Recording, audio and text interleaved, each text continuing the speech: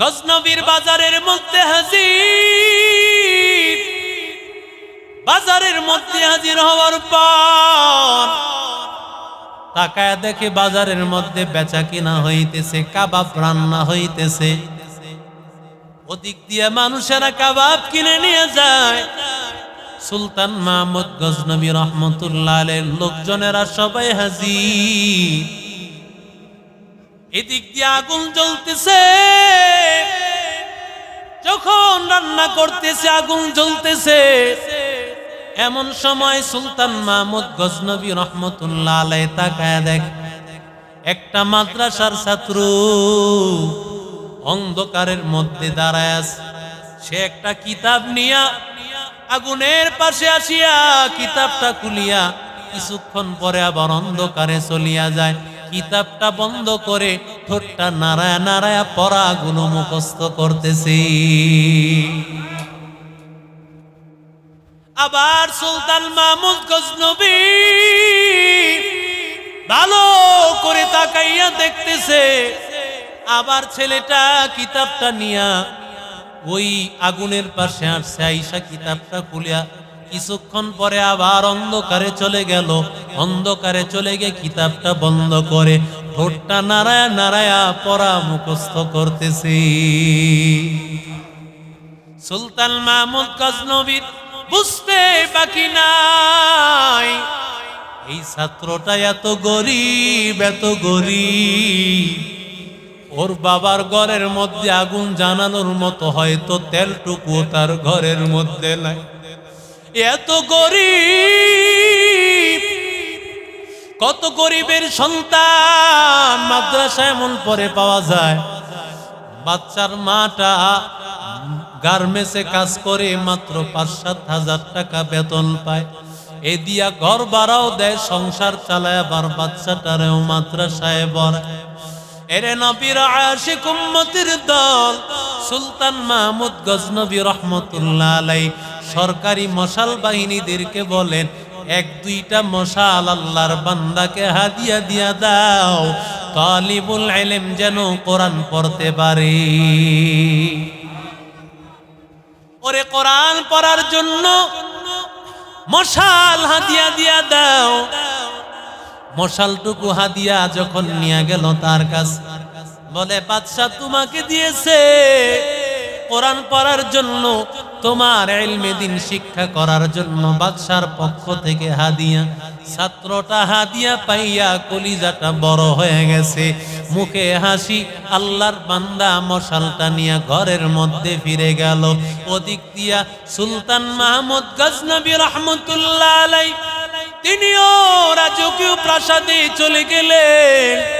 রাতের বেলায় সুলতান মাহমুদ গজনবী যখন রাতের বেলায় ঘুমায় গেলে, আমার মায়ার নবী রহমাতুল লিল আলামিন স্বপ্ন যোগে আসিয়া সুলতান মাহমুদকে ডাক দিয়া বলেন, ও সুলতান মাহমুদ গজনবী,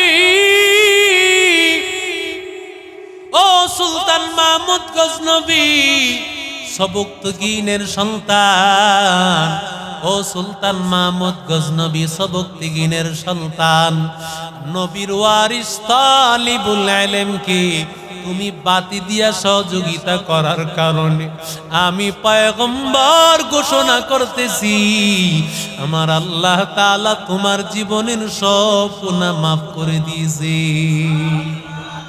আরো জোরে বলেন না। ৩ প্রশ্নের জবাব পাইছেনি, কথা কন না কেন? ১ নম্বর প্রশ্ন তার ছিল,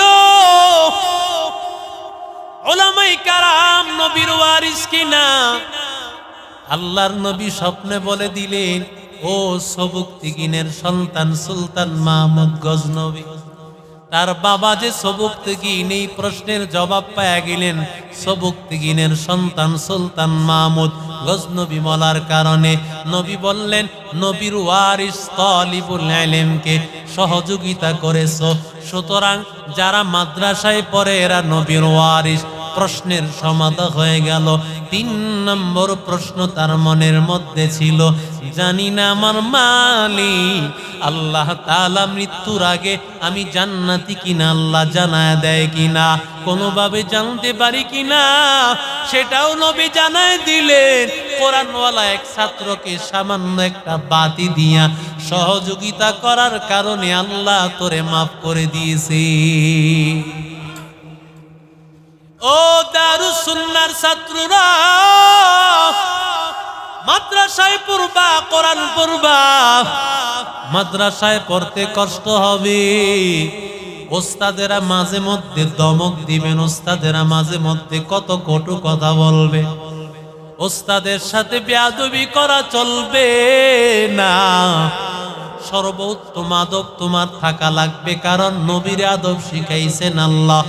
নবী বলেন, আদাবানি রব্বি ফাহসানা তাদিবি। সর্বোত্তম আদব ছাড়া আল্লাহ তাআলা কাউরে ইলম দিবে না। আল্লাহর নবীর কাছে জিবরিল আলাইহিস সালাতু ওয়াস সালাম যখন আসছে, জিবরিল আলাইহিস সালাম নামাজের সুরতে আমার মায়ার নবীর সামনে বসেছিলেন। ছাত্র ভাই, ও ছাত্র ভাই, যারা মাদ্রাসায় আসছো, যারা মাদ্রাসায় সন্তান দিয়েছেন, আজকে ছাত্ররে কিছু বললেই, আজকে ছাত্রকে কিছু বললে আসে তারে বেত্রাঘাত করার জন্য, আসে না নাই? জোরে বলেন। ওই যে তাকায় দেখেন, এক কোরআনের আলেম, বড় একজন আলেম, মাদ্রাসার ছাত্রকে তাকে শাসন করেছে বিদায় তারে আয়েশা এলাকার চোর তার পিঠের মধ্যে আঘাত করিয়া রক্তাক্ত করে ফেলেছে। দেখেন না আপনারা মিডিয়াতে? এগুলো তো আসে না মিডিয়াতে, দেখবেন কেন? দেখবেন সেটা মাদ্রাসার কোন হুজুর অন্যায়ভাবে কি করেছে। মাদ্রাসার হুজুররা কি ফেরেশতা? কথা কন না কেন? মাদ্রাসায় এটা নিয়ম আছে, যদি কোনো হুজুর অন্যায় আচরণ কোন শয়তানের ধোঁকায় করে, ওই উস্তাদকে সাথে সাথে বিদায় করা হয়। ঠিক কিনা? জোরে বলে। মাদ্রাসা এটা এমন একটা জায়গার নাম, সরাসরি কোরআনের ইলম। এই জায়গার সাথে যারাই ষড়যন্ত্র করবে সে আলাদা হয়ে যাবে, কিন্তু মাদ্রাসা টিকে থাকবে, কোরআন টিকে থাকবে। কথা কোন ঠিক না বেঠিক? এই মাদ্রাসা যাদেরকে আল্লাহর কোরআন শিক্ষা দেওয়া হয়, এমন একটা জায়গার নাম। ঠিক কিনা? জোরে বলে। আপনার সন্তানটাকে মাদ্রাসায় দিয়েছেন, মনে করতেছেন ঠকে গেছেন। না না, ঠকেন নাই। পৃথিবীর শ্রেষ্ঠ সম্পদ পেয়েছেন, পৃথিবীর শ্রেষ্ঠ সম্মান আপনি পেয়েছেন। এজন্য আজকে দারুস সুন্নাহ মাদ্রাসা সবক অনুষ্ঠান শুরু হয়ে গেল। আলহামদুলিল্লাহ। বা কায়দা ছাত্র ভাইয়েরা প্রতিদিন মাদ্রাসায় আসবা, মেয়েরাও যারা আসো প্রত্যেক দিন মাদ্রাসায় আসবা, গার্ডিয়ানরা যারা আছেন প্রতিদিন আপনার